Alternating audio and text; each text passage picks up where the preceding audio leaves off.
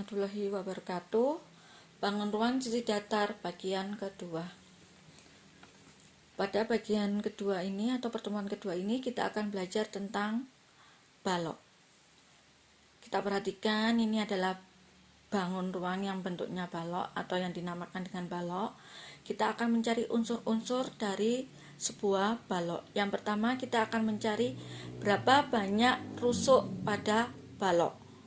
Kalau kita perhatikan bentuknya di sini adalah persegi panjang, alasnya ini biasanya garis yang mendatar ini kita namakan panjang. Dan garis yang sejajar itu panjangnya sama. Nah, garis yang di depan sama garis yang di belakang ini kalau kalian perhatikan ini sejajar, maka ini panjangnya juga sama. Sama-sama di depan, cuma yang ini di bawah, yang ini di atas, dan sejajar, maka ini juga panjangnya sama atau disebut dengan P. Ini sama dengan yang tadi, ini juga P.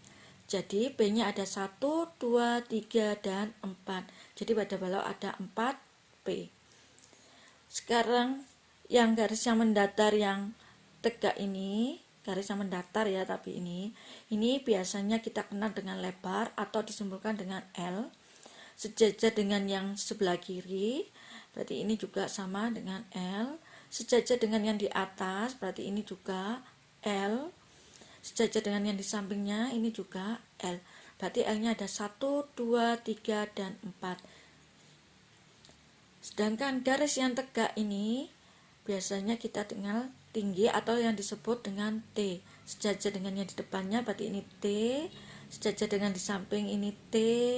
Dan garis yang titik-titik ini juga T. Berarti T-nya ada 1, 2, 3, 4. Jadi ada 4 T.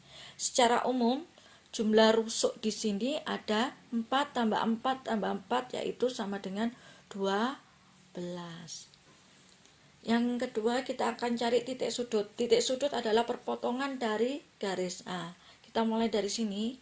Kita kasih abjad ini misalkan A, B, C, D, E, F, G, H. Kalau kita hitung 1, 2, 3, 4, 5, 6, 7, 8.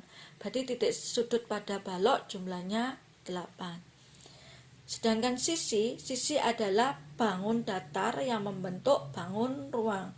Untuk mengetahui berapa banyak bangun datar yang membentuk balok, maka balok ini kita gunting sehingga membentuk sebuah jaring-jaring balok. Ini ya bentuknya jaring-jaring balok.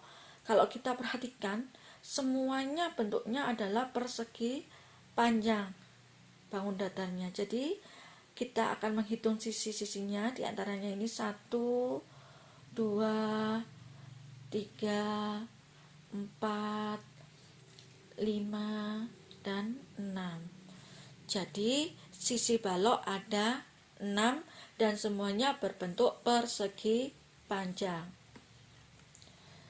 Yang B, rumus pada balok. Di sini unsur baloknya, ini P, L, dan T. Yang pertama kita akan cari panjang rusuk balok. Panjang rusuk balok adalah jumlah semua rusuk balok. Rusuk baloknya ada 12, tetapi panjang rusuknya tidak sama. Ada 4 yang panjangnya sama, yaitu P, 4 sama L, dan 4 sama T. Berarti panjang rusuk balok sama dengan 4P ditambah 4L ditambah 4T. Jika 4-nya ini kita jadikan 1 atau kita tulis 1 cukup 1 kali, maka menjadi 4 kali dalam kurung P tambah L tambah T. Berikutnya adalah luas balok atau luas permukaan balok adalah jumlah luas semua sisi balok. Sisi balok itu ada 6, berarti kita akan mencari jumlah 6 luas persegi panjang. Nah, ada 6 luas persegi panjang. Yang 2 ini alas sama tutupnya, itu rumusnya panjang kali lebar. Sedangkan yang di depan, persegi yang di depan itu rumusnya panjang kali tinggi, sama dengan yang di depan. Depan sama belakang sama, sedangkan samping kanan kiri juga sama, yaitu L kali T. Jadi luas permukaan balok sama saja dengan 2 kali panjang kali lebar ditambah 2 kali panjang kali T ditambah 2 kali lebar kali T. Jika angka 2-nya kita keluarkan, berarti seperti ini ya. Berikutnya adalah volume balok. Volume balok secara umum, volume itu luas alas kali tinggi. Jadi volume balok, luas alasnya di sini bentuknya persegi panjang. Berarti sama dengan luas persegi panjang kali tinggi. Luas persegi panjang itu sendiri rumusnya adalah panjang kali lebar. Jadi volume balok sama dengan panjang kali lebar kali tinggi. Contoh soal bangun datar balok. Sebuah ruangan berbentuk balok dengan ukuran 6 meter kali 4,5 meter memuat 108 meter kubik udara. Ini kurang udara ya. Berapa tinggi ruang tersebut? Di sini diketahui balok dengan panjangnya 6 meter, lebarnya 4,5 meter, memuat udara 108 meter kubik.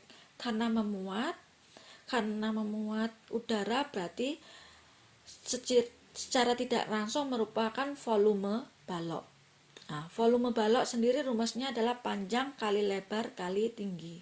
Nah, dari sini kita akan mencari tinggi balok. Nah, kita masukkan panjangnya, kita masukkan 6, lebarnya kita masukkan 4,5. 6 kali 4,5 sama dengan 27, kali T sama dengan 108, sehingga T sama dengan 108 dibagi 27 didapatkan T sama dengan 4 meter.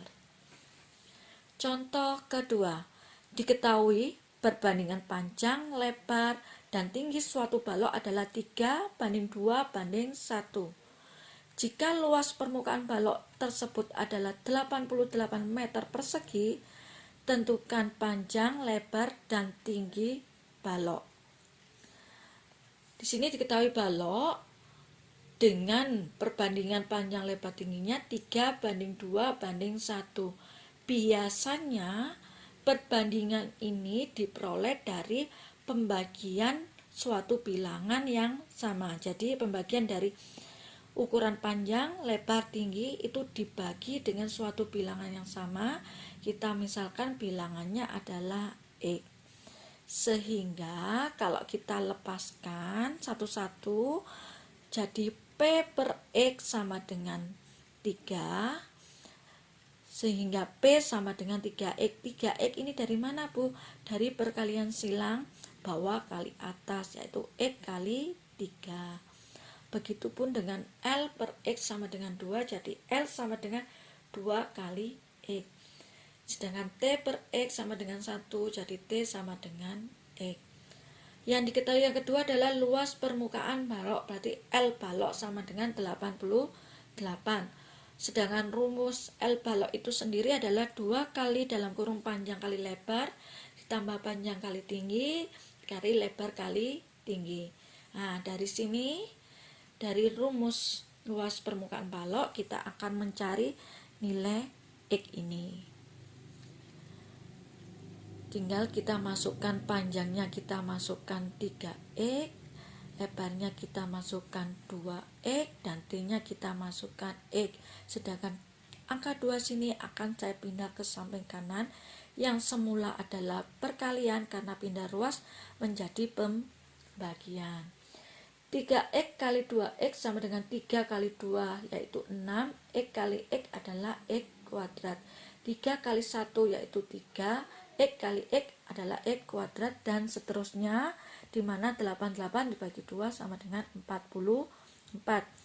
6 huruf X kuadrat ditambah 3 huruf X kuadrat ditambah 2 huruf X kuadrat sama dengan 11 huruf X kuadrat. Dan X kuadrat sendiri sama dengan 44 dibagi 11 didapatkan 4. Agar tinggal huruf X saja, berarti akar di sini harus dihilangkan dengan cara yang sebelah kanan di akar kuadrat. Jadi X sama dengan akar 4 sama dengan kurang lebih plus minus 2. Kita ambil X-nya yang positif, yaitu 2. Nah, dari X ini kita masukkan di panjang, lebar, dan tinggi ini. Jadi P sama dengan 3X, X-nya kita ganti 2, jadi 3 kali 2 sama dengan 6. Sedangkan lebarnya kita dapatkan 4, T-nya kita dapatkan 2. Contoh ketiga, sebuah kolam berukuran 5 meter dikali 4 meter dikali 3 meter. Dinding kolam akan dicat warna biru dengan biaya rata-rata Rp750 per meter persegi. Sedangkan lantainya akan diberi keramik warna biru dengan biaya Rp120.000 per meter persegi. Pertanyaan yang pertama, kita diminta menentukan total biaya yang diperlukan untuk memberi keramik atau mengecat kolam tersebut. Yang kedua adalah berapa liter air untuk mengisi kolam hingga penuh. Yang pertama, kita akan mencari luas permukaan dinding. Kenapa kita mencari luas permukaan dinding? Agar kita tahu biaya untuk mengecat dinding ini. Luas permukaan dinding berarti di sini, nah ini yang diketahui ya, seperti ini, adalah 4 luas persegi panjang. Kenapa hanya 4? Karena yang akan dicat hanya dinding yang di sebelah kiri, kanan, depan, belakang. Jadi ada 4, di mana yang di depan, dinding yang di depan rumusnya adalah panjang kali tinggi sama dengan yang di belakang, makanya di sini 2 kali. Sedangkan samping kanan kiri adalah lebar kali tinggi. Tinggal kita masukkan panjang yang 5, tingginya 3. Ininya lebarnya 4, tingginya 3, berarti 2 kali 15, 4 kali 3 12, berarti 2 kali 12 didapatkan 30 ditambah 24, yaitu 54 meter persegi. Sedangkan luas permukaan lantai kolam, nah ini yang di keramik hanya ini, yang di lantai, yang di atas tidak usah, berarti hanya luas permukaannya ini rumusnya adalah luas persegi panjang, yaitu panjang kali lebar, sehingga 5 kali 4 sama dengan 20 meter persegi. Jadi total biaya yang diperlukan adalah luas dinding ini dikali biaya cat ditambah luas lantai dikali biaya keramik. Sedangkan biaya cat di sini adalah 750 meter persegi. Biaya keramiknya diketahui 120.000 meter persegi. Luas dindingnya ada 54, berarti 54 kali 750, luas lantainya 20, biaya keramiknya 120, sehingga diperoleh Rp2.440.500. Kita akan cari berapa liter air yang dibutuhkan untuk mengisi kolam. Berarti secara tidak langsung air yang dibutuhkan untuk mengisi kolam adalah volume balok. Rumus volume baloknya adalah panjang kali lebar kali tinggi. Tinggal kita masukkan panjangnya 5, lebarnya 4, tingginya 3, berarti 5 kali 4 sama dengan 20. Maaf ya, ini salah, berarti 5 kali 4 sama dengan 20, dikali 3 sama dengan 60 meter kubik. Ini karena yang ditanyakan ada liter, berarti tinggal jadikan 60.000 liter. Ini 60 ya, tadi karena ada kesanan 5 kali 4 bukan 12 tetapi 60. Bentar, saya coret di sini. Ini adalah 5 kali 4. Di sini berarti ini seharusnya dikali 60. Berarti 60 kali 3 itu didapatkan 180. Berarti 36 ini kita ganti 180. Ini juga sama, kita ganti 180. Jadi air yang dibutuhkan untuk mengisi balok adalah 180.000 liter.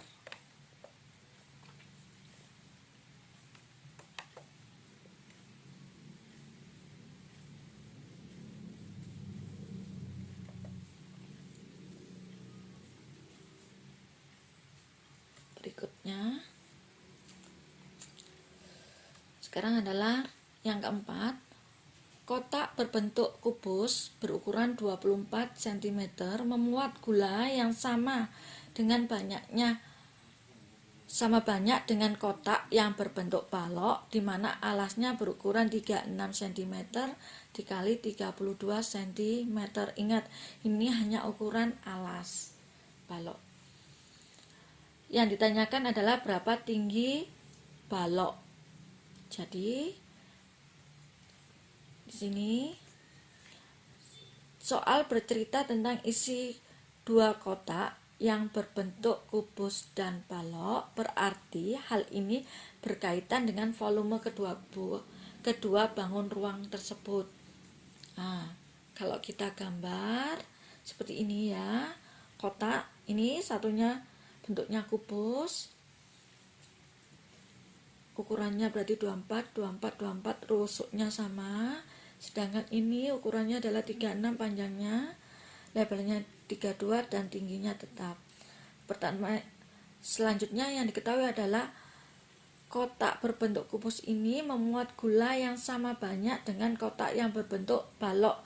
Karena memuat berarti volume kubus sama dengan volume balok. Kita buat di sini menjadi caranya, berarti volume kubus itu R pangkat 3, sedangkan volume baloknya panjang kali lebar kali tinggi. Tinggal kita masukkan. Di sini berarti ini 24 pangkat 3, ini 36 kali 32 kali tinggi. Didapatkan 24 pangkat 3 itu sama dengan 24 kali 24 kali 24, sehingga sama dengan ini T sama dengan 13.824 dibagi 1.152, didapatkan T sama dengan 12 cm. Contoh kelima, sebuah kolam renang mempunyai panjang 20 meter, lebarnya 15 meter. Kolam tersebut diisi air dengan ketinggian 1,5 meter. Jika 60 orang masuk dalam kolam dan masing-masing menambah volume air 1/4 meter kubik. Maksudnya di sini 60 orang ini satu orangnya itu menaikkan air 1/4 meter kubik dari volume air yang sudah diisi. Nah, jawabnya di sini yang ditanyakan ketinggian air yang baru, berarti ketinggian air yang baru itu sama dengan tinggi awal ditambah tinggi kenaikan. Nah, jika kita ilustrasikan gambar volume ini, maka kolamnya di sini, nah ini adalah panjang kolamnya, di mana panjang kolamnya itu 20 meter dan lebarnya 15 meter. Diisi air, ini air ya, diisi air ini kita anggap air yang semula itu 1,5. Nah, berarti ini adalah T awal. Karena ada 60 orang masuk, maka airnya menjadi naik karena beban orang itu. Nah, ini adalah T kenaikan. Sehingga volume kenaikan air setelah 6 orang masuk ke dalam kolam itu sama dengan volume kenaikan air sama dengan panjang kali lebar. Nah, ini T kenaikan, bukan T yang ini ya, tapi T kenaikan. Sedangkan panjang sama lebarnya sama di sini. Nah, volume kenaikan itu sama dengan 1/4 kali 60. Karena satu orang itu 1/4 naiknya, sedangkan yang masuk adalah 60. Panjang kolam sendiri 20, lebarnya 15. Jadi T kenaikan belum diketahui. 1/4 kali 60 sama dengan 15. 20 kali 15 sama dengan 300 kali T kenaikan. T kenaikan sama dengan 15 bagi 300 sama dengan 0,05 meter. Jadi T awal tinggal kita masukkan 1,5, T kenaikannya 0,05, didapatkan ketinggian air yang baru adalah 1,55 meter per segi. Demikian pembelajaran pertemuan kedua hari ini. Selamat belajar, jaga kesehatan. Wassalamualaikum warahmatullahi wabarakatuh.